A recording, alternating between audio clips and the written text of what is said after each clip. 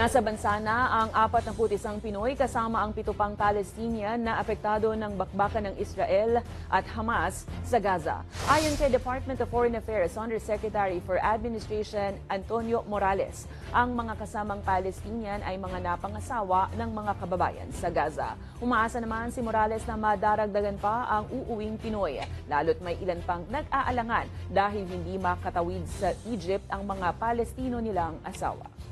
They are all permanent residents in the Gaza Strip, which you all know is one of the Palestinian territories.